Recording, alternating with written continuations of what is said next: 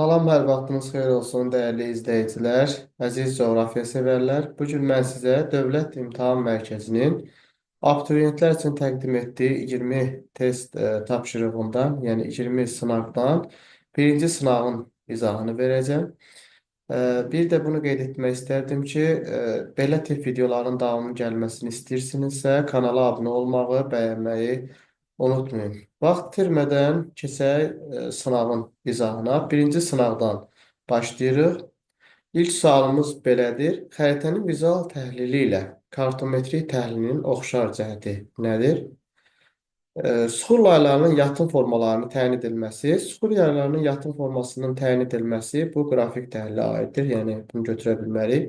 B-də kəmiyyət göstəriciləri əsasında məlumatların əldə edilməsi bu kəmiyyət göstəriciləri kartometrik təhlildir. C-də xəritələr əsasən relief profilinin çəkilməsi, relief profilinin çəkilməsi qrafik təhlilə aiddir. D-də kartoqrafik təsvirlərdə məlumatların əldə edilməsi, hər ikisi kartoqrafik təsvirləri üzərində aparılan təhlil olduğu üçün bu ikisi üçün də oxşar olan cəhətdir. Deməli, cavabımız D variantıdır. 7 isə dərəcə və miqyasın köməyi ilə hesablamaların aparılması, bu da kartometrik təhliliyə aiddir. İkinci suala baxırıq. Topoqrafik xəritələr, icmal topoqrafik xəritələr və icmal xəritələr. Miqyasına görə xəritələr 3 qrupa bölünür. Topoqrafik xəritələr, icmal topoqrafik xəritələr və icmal. Topoqrafik xəritələr böyük miqyaslı, icmal topoqrafik orta miqyaslı, icmal xəritələr isə kiçik miqyaslıdır. Topoqrafik xəritələrdə miqyas 10 mindən 200 minədəkdir. İcmal topoqrafikdə 200 mindən 1 milyona dək olur. 1 milyon icmal xəritələr isə 1 milyon və ondan kiçik olan xəritələrdir. Bunun əsasında variantlara baxsaq, A variantında 1 bölünsün 20 min, Y variantı 1 bölünsün 70 min. Bunların miqyası böyük olduğu üçün, yəni bunlar topoqrafik xəritəyə gedəcək. 2-də icmal topu orta miqyaslı xəritələrə aiddir. B-də 1 bölünsün 1 milyon qeyd edilib, C-də isə 1 bölünsün 3 milyon. Deməli, bunlar kiçik miqyaslıdır. B və C icmala aiddir. D variantı isə 500 min qeyd edilib. Bu da 200 mindən 1 milyon arasında olduğu üçün icmal topoqrafik xəritəyə aiddir. Cavab oldu A, Y, D və B və C variantlarının qeyd olunduğu cavab A variantı.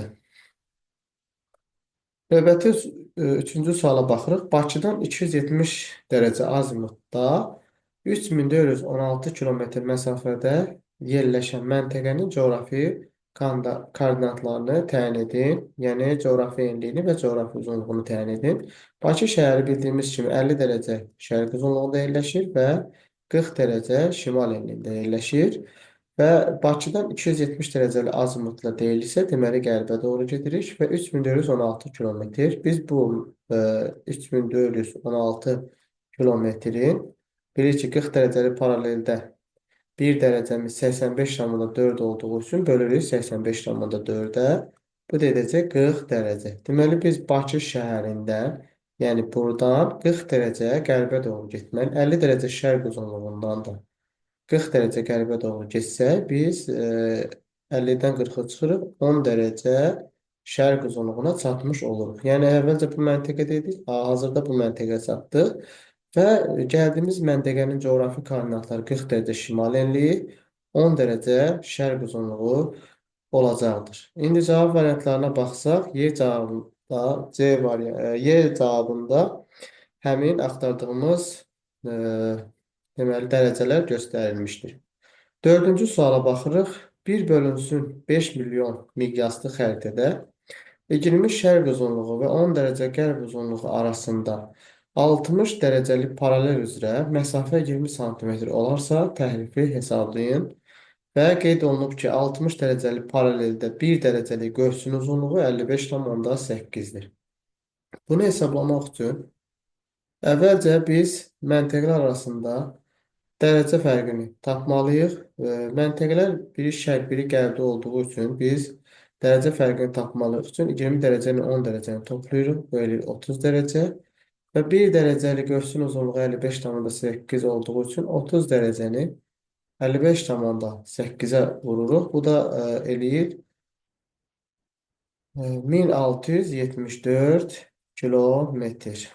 E, Deməli, daha sonra isə miqyası çevirmə aparırıq. Miqyası kilometrə çevirmək üçün 5 sıfır silməliyik. Və bu uyğun gəldi. 1 santimetrə uyğun gəlir 50 kilometr. Burada isə 20 santimetr göstərildiyi üçün 20-ni 50-yə vururuq. Bu da eləyir 1000 kilometr. Deməli, miqyasa görə isə cavabı 1000 tapdıq. Tərif isə 1674-dən aldığımız 1000-i çıxırıq. Bu cavab olur 674 kilometr. Cavabımız Y variantı. Beşinci suala baxırıq. 50 dərəcəlik və 20 dərəcəlik paralel çevrələri arasında uzunluq fərqini hesablayın. 50 dərəcəlik paralelin 1 dərəcəlik ölçüsünün uzunluğu 71,7 kilometrdir. 20 dərəcəlik paralelin 1 dərəcəlik ölçüsünün uzunluğu isə 104,6-dır. Paralellər 360 dərəcə olduğu üçün əvvəlcə bu paralellərin dərəcələri arasında 1 dərəcəlik ölçüləri arasında fərqi tapırıq. Yəni 104,6-dan 71,7-ni çıxırıq.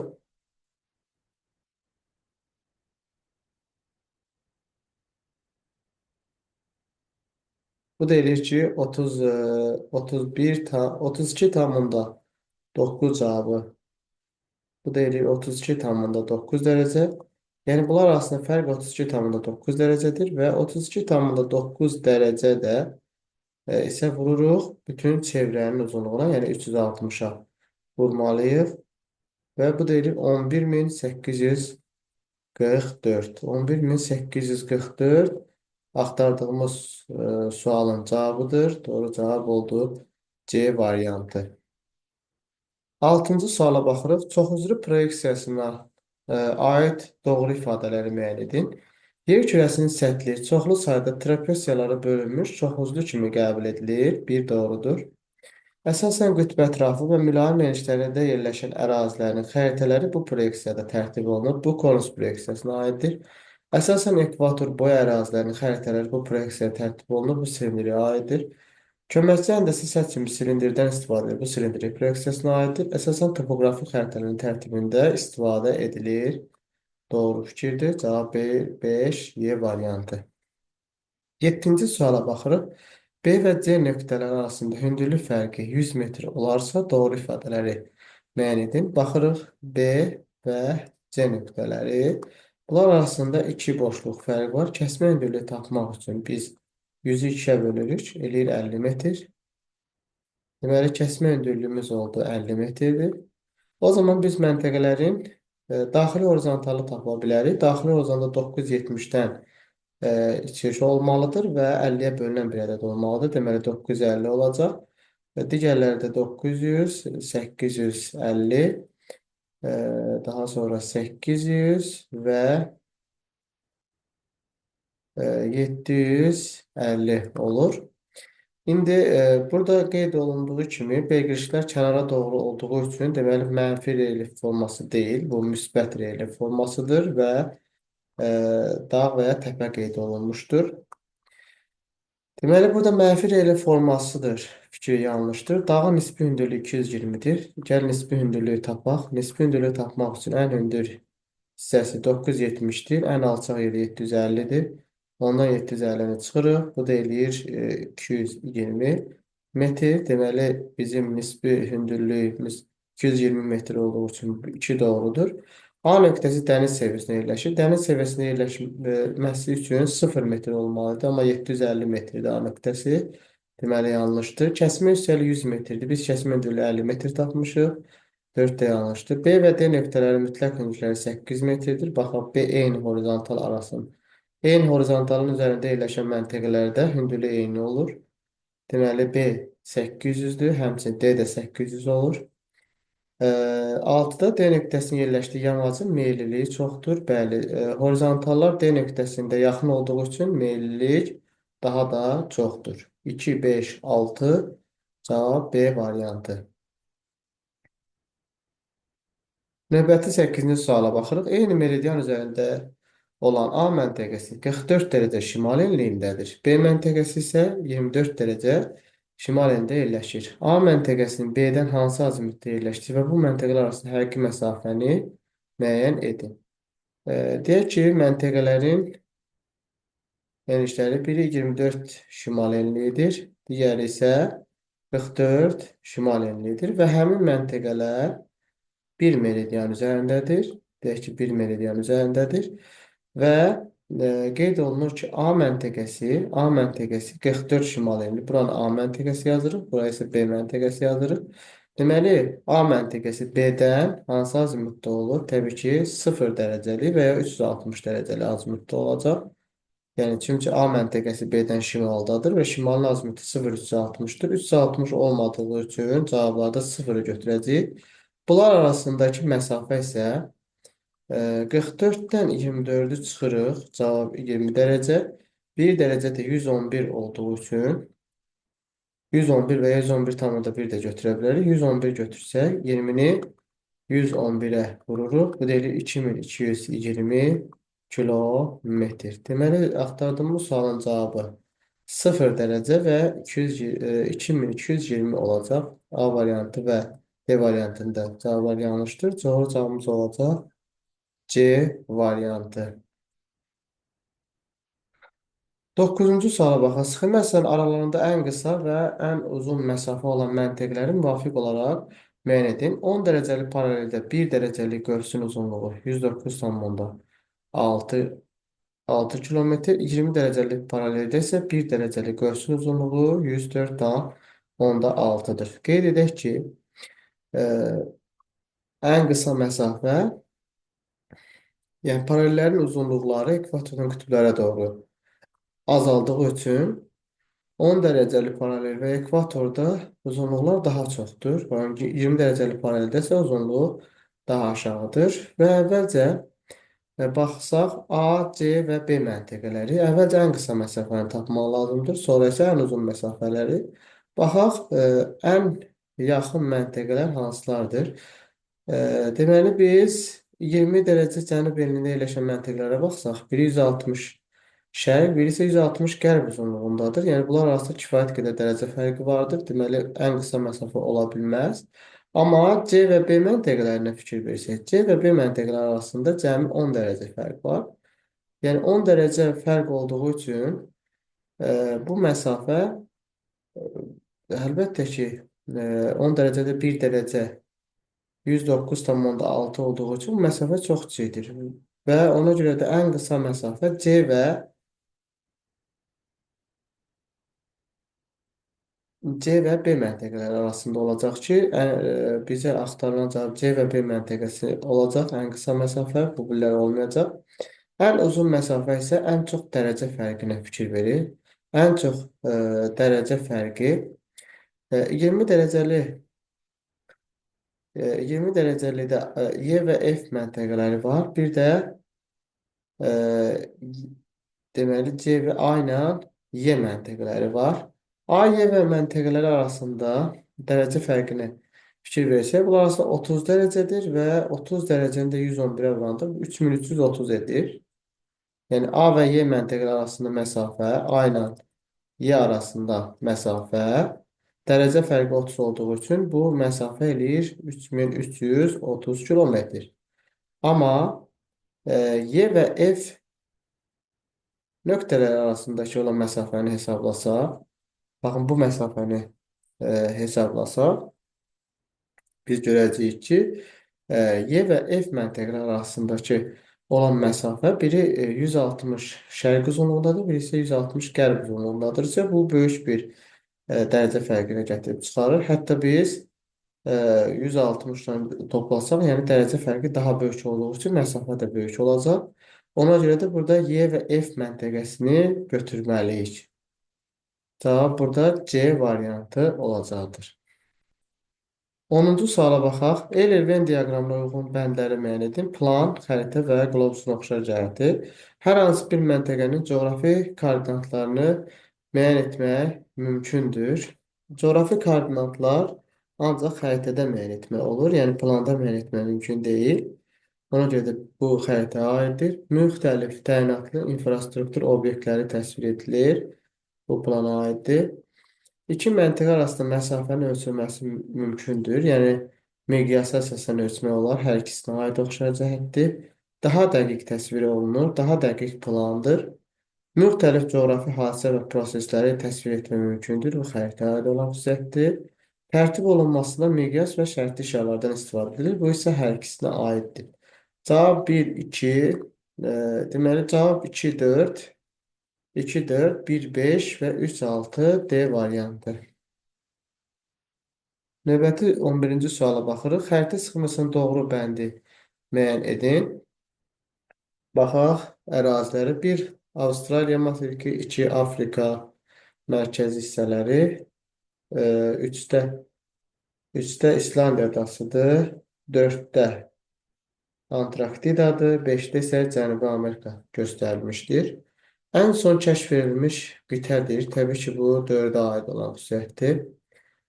Yəni Antarktida ən axırda kəşf edilmişdir. B-də Xristofor Kolumbus səyahəti zamanı bu ərazidən keçmişdir. Baxdığımız bu məntəqələrin heç birində Xristofor Kolumbus səyahəti zamanı uyğun gəlmir. Ona görə B heç birinə aid deyil.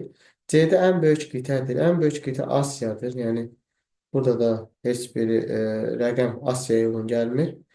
D-də Alexander Humboldtun tədqiq etdiyi ərazi bu Cənubi Amerikadır.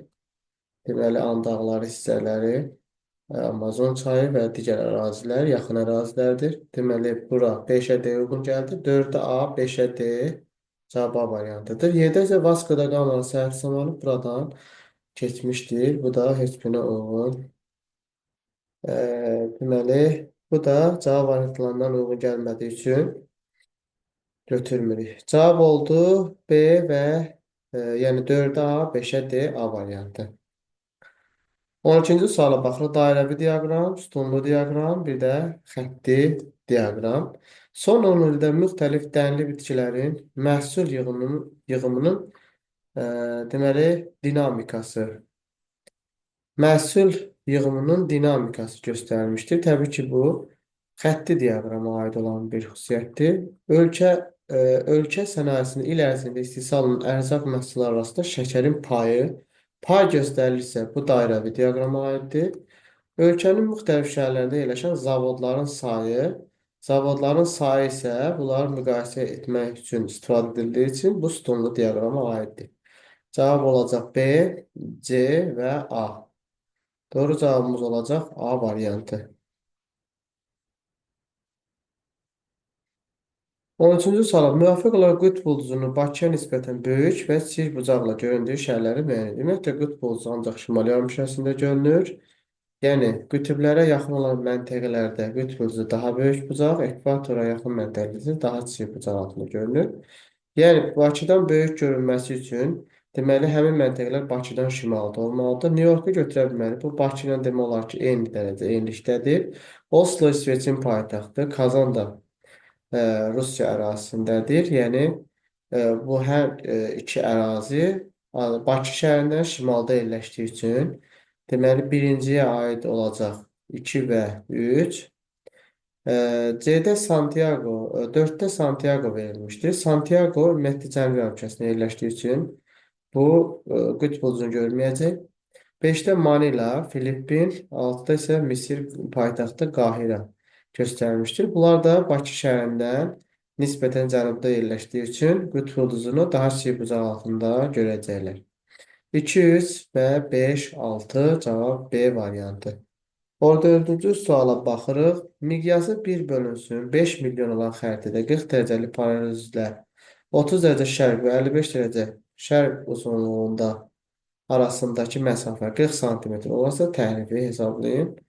Təhrifi hesablamaq üçün 55 dərəcə şərq uzunluğundan 30 dərəcə şərq uzunluğunu əvvəlcə çıxmalıyıq. 25 dərəcə uzunluq edir və 1 dərəcəli paralel 40 dərəcəli paraleldə 1 dərəcəli qöş 85,4-dür. 25-i vururuq 85,4-də.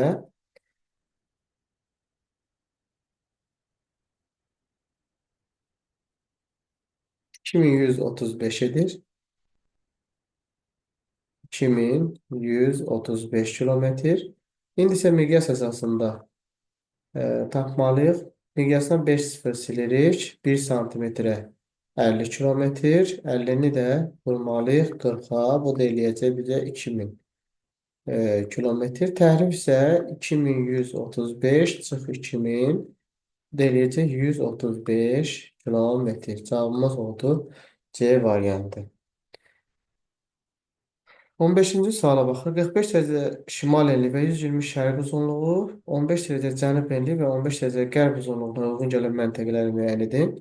45 dərəcə şimal enli yerləşdiyi məntəqə e, və 120 dərəcə şərq uzunluğuna yerləşdiyi məntəqə.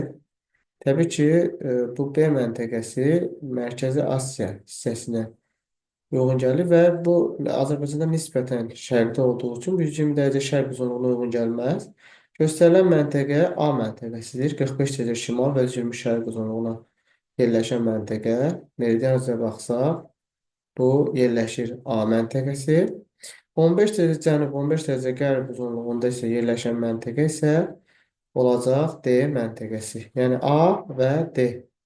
Cavab Y variantıdır. 16 mütləq hündürlük nədir? Məntəqənin okean səviyyəsindən hesablanan hündürlüyüdür. Elə cavab bu variant A variantıdır.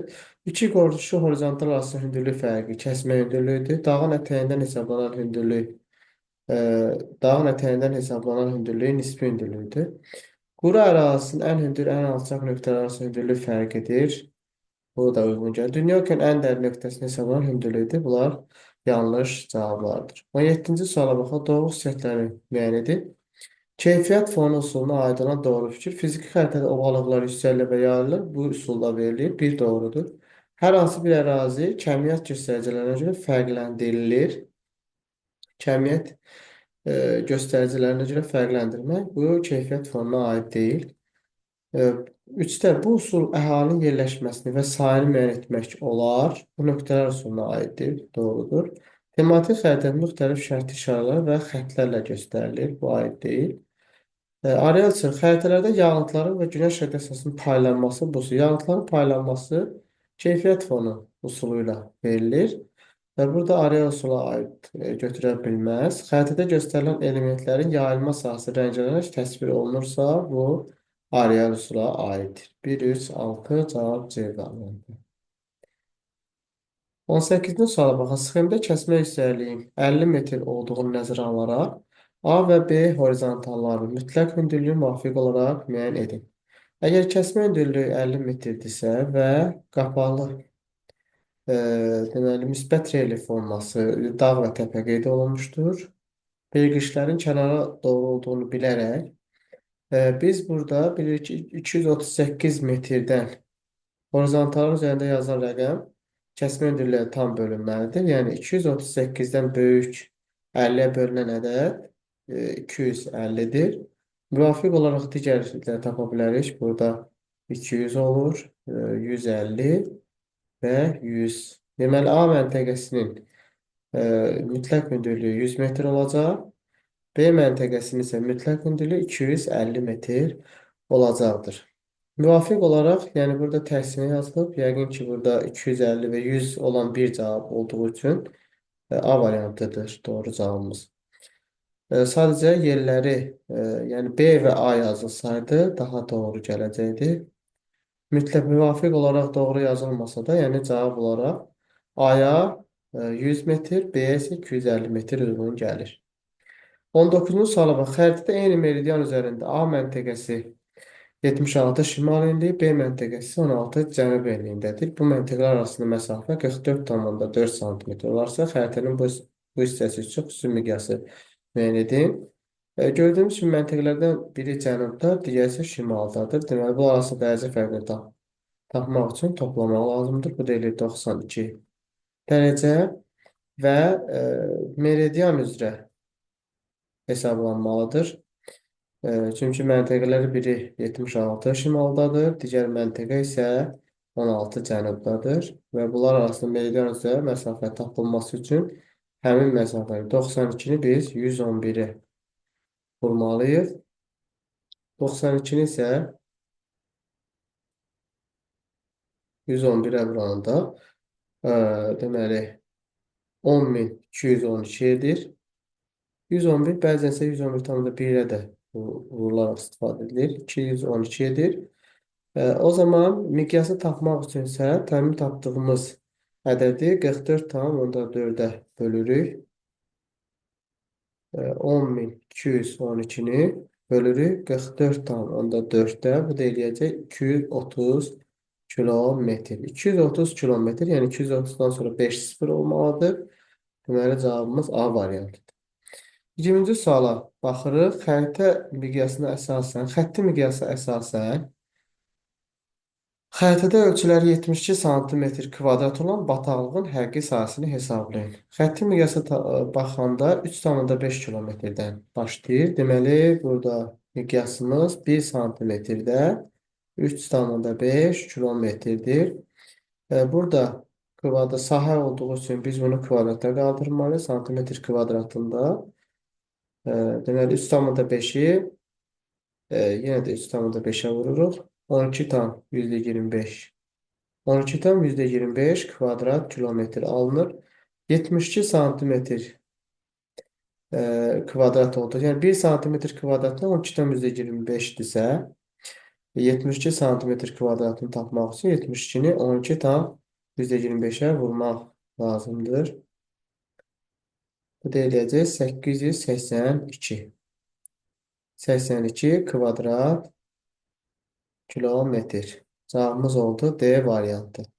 21-ci suala baxırıq. Azərbaycan Respublikasının bir bölünsün 500 min miqyaslı sənaye xəritəsi məzmununa görə, miqyasına görə və ərazi əhatə etməsinə görə növünü müəyyən edin. Məzmununa görə əgər söhbət sənaye xəritəsindədir, yəni bir mövzudan bəhs edilir. Deməli, tematik xəritədir. Digər cavablar buradan silinir. 1 bölünsün 500 min, 500 min orta miqyasına uyğun gəlir. Yəni, bu böyük miqyas deyil, orta miqyas olmalıdır. Və Azərbaycanın xəritəsi ölkələr və onların bir hissəsinin xəritəsi olaraq qruplaşdırılır. 22-ci suala baxırıq. B-də 40 dərəcə şimal və 20 dərəcə şərq uzunluğu məntəqəsinə hərəkətə başlayan səyahətçi 270 dərəcəli azimutla 4270 kilometr yol getdi. Səyahətçinin çatdığı məntəqənin koordinatlarını müəyyən edin. Deməli, 40 dərəcə şimal və 20 dərəcə şərq uzunluğundan. Həmin məntəqəni qeyd edək. Deməli, 40 dərəcə şimal enliyidir bu.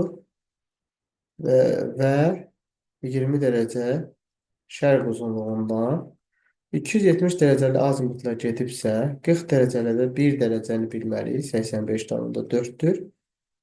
O zaman 4270-i bölürük 85,4-də. Bu da eləyir 50 dərəcə.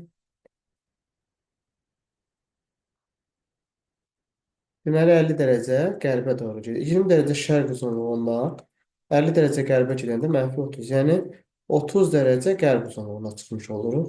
Gəldik, məntəqəyə çıxdı 30 dərəcə qərb uzunluğu. Səyahətçinin çatdığı məntəqənin koordinatları və yerləşdiyi yarımkürələr. Deməli, məntəqəmiz oldu 30 dərəcə qərb uzunluğu, 40 dərəcə şimal enliyi. Yəni, şimal və qərb yarımkürəsində. 40 dərəcə şimal enliyi, 30 dərəcə qərb uzunluq, şimal və qərb yarımkürəsi. Cavabımız A variantı. Növbəti suala baxırıq. Həqiqi sahəsi 4320 kvadrat kilometr olan parkın sahəsi miqyası 1 bölünsün 600 milyon xəritədə neçə santimetr kvadrat olar? Biz əvvəlcə bu miqyası izahlı miqyasa çeviririk. Yəni 5 sıfırı silirik. 1 santimetrə uyğun gəlir 6. 1 santimetrin kvadratına isə 36 kilometr kvadrat uyğun gəlir. 4320-ni isə bölürük 36-ya. 120 cavabımız oldu 120 santimetrin kvadratı. 24-cü suala baxırıq. Sxemdə verilmiş proyeksiyada tərtib olunmuş xəritədə hansı adaların ən az təhlükə məruz qaldığını müəyyən edin. Burada göründüyü silindrik proyeksiyadır. Deməli, silindrik proyeksiyada ekvator boyu ərazilər az təhlükə məruz qalır. Ekvator boyunda yerləşən ərazilər burada Sumatra və Kalimantandır. Digər ərazilər isə ekvator boyunda yerləşmir. Deməli, ən az təhlükə maruz olan ərazilər 3 və 4-dür. 25. Eyni ölçüdə olan kağızlarda tərtib olunmuş xəritələrdə genizasiyanın artma sırasına görə ardıcıllığını müəyyən edin. Genizasiya Deməli, ərazi böyüdükcə artır. Yəni, miqyas çilir, generalizasiya artır. Miqyas böyüyəndə isə generalizasiya azalır. Deməli, ərazi nə qədər böyük olarsa, generalizasiya o qədər də çox olacaqdır. Ən kiçik ərazi burada, e, deməli, Sumqayıt şəhəri 4. Daha sonra Azərbaycanın fiziki xəritəsi 5. Daha sonra Qaradəniz olacaq 3. Sonra Avropa qitəsi, sonra isə dünya. 4, 5, 3, 2, 1 sualın doğru cavabıdır. 26-da verilən əlamətlərə uyğun gələn şərti işarələri müəyyən edin. Müəyyən sahəyə malik olan ərazilər təsvir edilir. Konturlu şərti işarələr adlanır. Göllər, meşələr, usullar təsvir edilir. Söhbət miqyaslı, konturlu şərti işarələrdən gedir. Deməli, bunlara uyğun olan xüsusiyyətlər 1 olmaz. Çünki burada məktəb göstərilir. Məktəb miqyassızdır. 2 üzümlükdür, götürəcəyik. 3 yoldur, yol xəttidir. 4 çaydır, xəttidir. 5 meyvə bağıdır. 6 isə kolluqdur. Deməli, 2, 5, 6. 27-ci suala baxırıq. Bərabər bucaqlı, bərabər sahəli və ixtiyari proyeksiyalara aid olan xüsusiyyətlər. Sahə və bucaqlar az təhriflə verilir. Sahə və bucaqlar. Yəni az təhrif edilirsə, bu ixtiyari aiddir.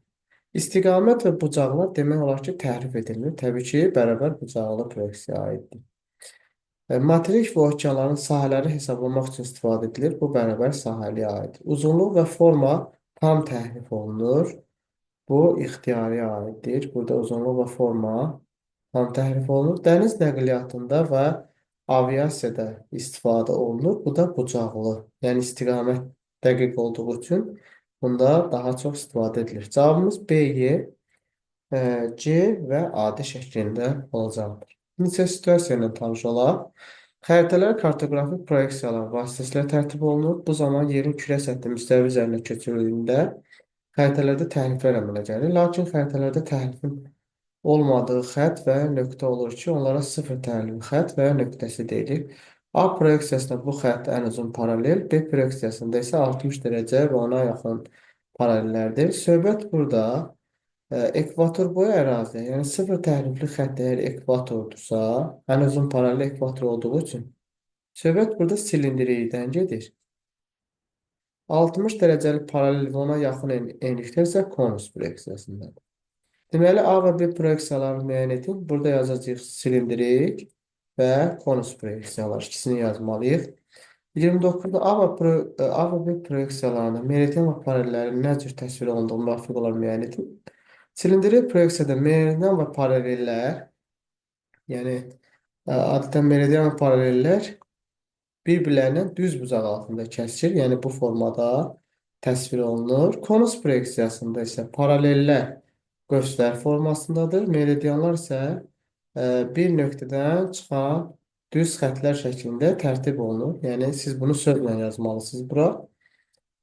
30-cu suala baxın. Mətndə sizin cədvəli tamamlayın. A proyeksiyasının tərtib olunduğu xəritə ən az təhriflə təsvir edilən materik. Yəni silindrik proyeksiyada ən az təhrifə malik olan materik Afrikadır. Çünki Afrika ekvatorial boyu ərazilər daha geniş sahə tutur. A proyeksiyasının tərtib olunduğu xəritə ən çox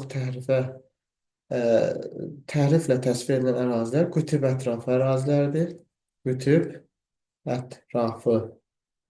Qütb ətrafı ərazilər, yəni bu Şimali Buzlu Okean ətrafı, Kanada Arktika arxipelağı, Qrenlandiya və s.